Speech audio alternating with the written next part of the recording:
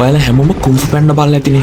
ඒකේ හිටපු භයානකම වගේම අපි හැමෝගෙම හිතේ ලොකු මතකයක් ඉතිරි කරපු විලෙන් තමයි තායිලෝන්. දෙමාපියන්ගේ හා ගුරුවරුන්ගේ බලාපොරොත්තු ඉටු කිරීමට ගොස් පීඩනයට පත්වන බොහෝ දෙනෙක් කොහු තුලින් තමන්ව දකිනවා. ඉතින් අද අපි කතා කරන්න යන්නේ මේ ධර්ම හිමදිවිය. එහෙමත් නැත්නම් තායිලෝන් ගැන ඔයාලා නොදන්න කරුණු කීපයක් ගැනයි. වීඩියෝ එකට යන්න කලින් channel එක subscribe කරන්නත් අමතක කරන්න එපා. කවුද මේ තායිලෝන් කියන්නේ?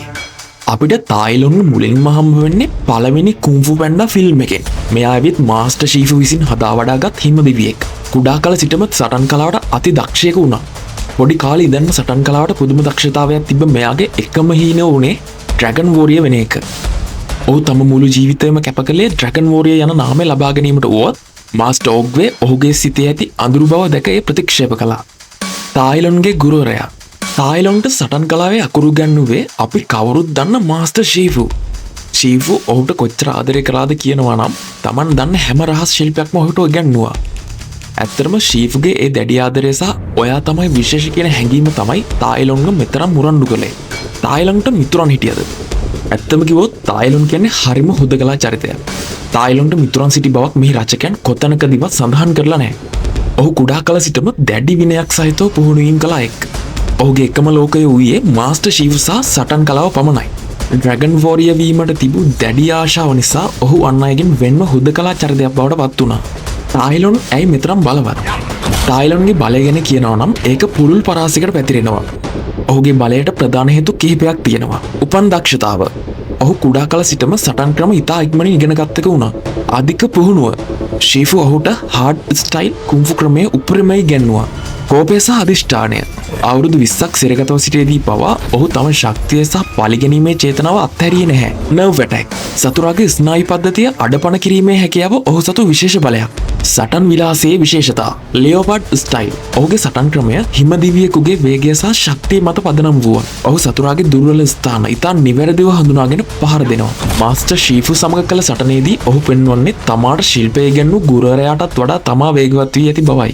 Nerve strike. ඇඟිලි තුඩු වලින් පහර දී සතුරාගේ ශරීරය අඩබඩ කිරීම. සුපර් ස්ට්‍රෙන්ග්ත්. ඉතා ඉහළ පැනීමේ සහ දිවීමේ වේගය. වෙපන් මාස්ටරි. ඕනෑම ආයුධයක් හැසිරවීමේ දක්ෂතාව. Blue fire. සටන් කිරීමේදී ඔහුගේ අත්වලින් නිල් පැහැති ගින්නක් වැනි ශක්තියක් නිකුත් කිරීමට ඔහුට හැකියාව තිබුණා. තායිලෝන් මාස්ටර් කායිගේ සිරකරුවෙක් වුණාද? ඔයාලට මතකද කුන්ෆු පැන්ඩා 3 වෙනි ෆිල්ම් එකේ මාස්ටර් කායිගේ ඉනේ තිබ්බර කොළපාට ජේඩ් පදක්කම්.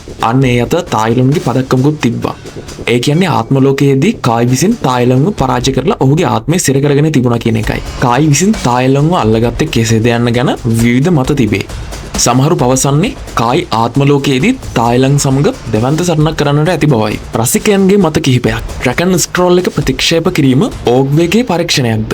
බොහෝ රසිකයන් විශ්වාස කරන්නේ මාස්ටර් ඕග්වේ තායිලෝන්ට මකර සන්නස ලබා නොදුන්නේ ඔහු නුසුදුසු නිසාම නොව. එය ඔහුට කළ අවසාන පරීක්ෂණය ලෙසයි. තායිලෝන් එම ප්‍රතික්ෂේප කිරීම නිහතමානීව පිළිගත්තේ නම් ඔහු තම සිත පාලනය කරගෙන ඇති බව ඔප්පු වෙනවා. එවිට ඕග්ගේ ඔහුට එම සන්නස ලබා දීමට ඉඩ තිබුණා. නමුත් තායිලෝන් කෝපයෙන් ප්‍රතිචාර දැක්වූ නිසා ඔහු තමා නුසුදුසු බව තමා විසින්ම ඔප්පු කරගත්තා. තායිලෝන් සහ ටයිග්‍රස් කියන්නේ එකම කාසිය දෙපැත්තද? රසිකයන් පෙන්වා දෙන්නේ ටයිග්‍රස් යනු තායිලෝන්ගේ හොඳ අනුවාදය ලෙසයි. ෂීෆු තායිලෝන්ගෙන් පසුව ටයිග්‍රස්ට ඉගැන්වීමේදී ඉතා දැඩි වුණේ තායිලෝන්ට දුන් අධිකාදරය නිසා ඔහු නරක් වූ බව ඔහු විශ්වාස කළ නිසායි. ටයිග්‍රස්ද ඩ්‍රැගන් වෝරියර් වීමට සිහින මෙව්වත් පොතේරිපත් වූ විට ඇය එය පිළිගත්තා. තායිලන්ට නොහැකි වූයේ එම ස්වයන් පාලනයයි. තායිලෝන් ඇත්තරම දිනුවද? සමහර රසිකයන් තර්ක කරන්නේ චිත්‍රපටය අවසානයේ තායිලෝන් පරාජය වුවත් ඔහුට අවශ්‍ය දේ ඔහු ලබාගත් බවයි. ඔහුට ජීවිත කාලය පුරාම අවශ්‍ය වුණේ මකර සන්නස බැලීමටයි. චිත්‍රපටයේ අවසානයේ ඔහු ඒ ලබාගෙන බැලුවා. ඒ කිසිවක් නැති බවත් ශක්තිය ඇත්තේ තමා තුළම බවත් ඔහු වටහා ගත්තේ ඔහුව පරාජය කරන විටයි. තායිලෝන්ට තවදුරටත් සටන් කිරීමට අරමුණක් ඉතිරිව තිබුණේ නැහැ. කුන්ෆු පැන්ඩා 4 වෙනි මූවි එකේ උනේ මොකක්ද? 4 වන චිත්‍රපටයේ තායිලෝන් නැවත පැමිණි විට ඔහු පොට ගරු කරන ආකාරය දෙක ගන්න පුළුවන් වුණා. රසිකයන් පවසන්නේ ආත්ම ලෝකයේ ගත කළ කාලය තුල තායිලෝන් තම වැරදි ගැන මෙනෙහි කර නිවන හෝ අභ්‍යන්තර සාමය සොයාගෙන ඇති බවයි. ඔහු අවසානයේ පෝ සැබෑ මකර රණ ශූරය ලෙස පිළිගන්නේ ඒ නිසයි. චෝගම් බන්ධනාගාරය සහ පලා යෑම. තායිලෝන්ව සිරකර තැබීමට විශේෂයෙන්ම නිර්මාණය කළ චෝගම් ප්‍රිසන් එක. ඔහු වසර 20ක් සිරගතව සිටියේ සැලවීමට පවා නොහැකි වන පරිදි විශාල ශක්තිමත් යදම් වලින් වැඳ දමමිනි. ඔහු මුරකිරීමට රයිනෝසිරස් සෙබළුම් 1000ක් යෙදුවා සිටියා. ඔහු එතනින් පලා යන්නේ සාමාන්‍ය පාත්ත පිහාටුවක් භාවිතා කර ඔහුගේ අගුළු හැරගැනීමෙන්. මේ ඔහුගේ අතිශය ඉහළ බුද්ධිය සහ දක්ෂතාව පෙන්වන අවස්ථාවක්. තායිලෝන්ගේ හඩනලුවා. එහෙමත් නැත්නම් වොයිස් ඇක්ටර්. අපි තායිලෝන් ගැන කතා කරද්දී ඔහුගේ ගාම්භීර වගේම බය හිතෙන හඬ ගැන කතා නොකරම බැහැ. තායිලෝන්ට පණ දෙන්නේ ප්‍රසිද්ධ හොලිවුඩ් නළු අයන් මෂෑන්. ඔයාලා සමහර විට ඔහුව ජෝන් වික් ෆිල්ම් එකේ වින්ස්ටන් විදියට හඳුනනවා ඇති. ඇත්තටම තායිලෝන්ගේ ඒ ප්‍රබල පෞරුෂයට අයන් මෂන්ගේ කටහඬ ලොකු සාධාරණයක් ඉටු කළා. 2008 අවුරුද්දේ පළවෙනි ෆිල්ම් එකෙන් පස්සේ අවුරුදු 16කට පස්සේ තමයි ඔහු ආයෙත් කුන්ෆු පැන්ඩා 4 එකෙන් තායිලෝන්ගේ හඬ වෙනුවෙන් පෙනී සිටියේ. ඒ වගේම රසිකයෝ කියන්නේ අයන් මෂන්ගේ හඬ නැත්නම් තායිලෝන් මේ තරම් සාර්ථක දුෂ්ටෙක් වෙන්නේ නැහැ කියලායි. ඔහු නැවත එයිද? දැන් හැමෝම අහන ප්‍රශ්නයක් තමයි කුන්ෆු පැන්ඩා 5 වෙනි මූවි එකේදී තායිලෝන් ආයෙත් එයිද කියන එක. ඇත්තටම කිව්වොත් මේ ගැන නිල වශයෙන් තවම ප්‍රකාශයක් කරලා නැහැ. හැබැයි අපිට පොඩි ඉඟියක් තියෙනවා. කුන්ෆු පැන්ඩා 4 අවසානයේදී තායිලෝන් පෝට ගරු කරලා හරිම මිත්‍රශීලී විදියටයි සමුගත්තේ. ඒ වගේම ඔහු ආත්ම ලෝකයේ ඉන්න නිසා ඉදිරි චිත්‍රපටවලදී පෝට උදව් කරන්න මාස්ටර් කෙනෙක් විදිහට තායිලෝන්ව ආපහු ගෙන්නන්න ලොකු ඉඩක් තියෙනවා. ඩ්‍රීම්වර්ක් සමාගම සාමාන්‍යයෙන් රසිකාකර්ෂණ තියෙන චරිත අත්හරින්නේ නැති නිසා 5 වෙනි චිත්‍රපටයේදී තායිලෝන්ව අපිට දුෂ්ටෙක් විදියට නෙවෙයි සමහර විට පෝගේ පැත්තේ ඉඳන් සටන් කරන ඇන්ටි හීරෝ කෙනෙක් විදියට දකින්න ලැබෙන්නත් පුළුවන්. අවසාන වශයෙන් තායිලෝන් කියන්නේ නරක පුද්ගලයෙක්ට වඩා වැරදි මාර්ගයේ ගිය දක්ෂයෙක්. වීඩියෝ එක ඉවර වෙන්න කලින් තායිලෝන්ගේ චරිතයෙන් අපේ ජීවිතයට ගන්න පුළුවන් වැදගත් පාඩම් කීපයක් ගැනත් මතක් කරන්න ඕනේ. තායිලෝන් කියන්නේ දුෂ්ටෙක් වුණා. ඔහුගේ කතාවෙන් අපිට ඉගෙන ගන්න දේවල් ගොඩක් තියෙනවා. පළවෙනි දේ දක්ෂතාවය විතරක් මදි. තායිලෝන් කියන්නේ පුදුම දක්ෂයෙක්. හැකියා පිරලා තිබ්බත් ඔහුට ඩ්‍රැගන් වෝරියර් වෙන්න බැරි වුණේ ඔහුගේ හිතේ තිබ්බ අහංකාරකම සහ ආත්මාර්ථකාමීත්වය නිසායි.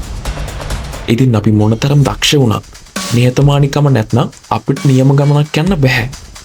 දෙවෙනි දේ අනුන්ගේ හීන තමන්ගේ කරගන්න එපා. තායිලෝන්ගේ ලොකුම වැරද්ද උනේ මාස්ටර් ෂීෆුට ඕන දේ තමන්ගේ හීනේ කරගන්න ගිය එක. අපි ජීවත් වෙන්න ඕනේ අනුන්ව සතුටු කරන්න නෙවෙයි. තමන් ඇත්තරම කවුද කියලා හඳුනා ගන්නයි. තුන්වෙනි දේ වැරදි හදාගන්න ඕනෑම වෙලාවක පුළුවන්. අපි දැක්ක කුන්ෆු පැන්ඩා 4 වෙනි මූවි එකේදී තායිලෝන් තමන්ගේ වැරද්ද තේරුම් අරන් පොඩ ගරු කරනවා. ඒකෙන් අපිට දෙන පණවිඩිය තමයි අපි අතින් අතීතේ මොනතරම් වැරදි වුණත් ඒක පිළි අරගෙන නිවැරදි වෙන්න අපිට ඕනෑම වෙලාවක අවස්ථාව තියෙනවා කියන එක. ඉතින් තායිලෝන් කියන්නේ හුදෙක් දුෂ්ටයෙක් විතරක් නෙවෙයි. අපේ ජීවිතේ අපිට මගහැරන ගොඩක් දේවල් කියලා දෙන චරිතයක්. ඔයාලා මේ ගැන මොකද හිතන්නේ? පහලින් කමෙන්ට් එකක් දාන්න. මේ වගේ තවත් රසවත් වීඩියෝ බලන්න අපිව සබ්ස්ක්‍රයිබ් කරලා බෙල් නොටිෆිකේෂන් එක ක්ලික් කරලා තියාගන්න. ඔයාලා හැමෝටම සුබ දවසක්.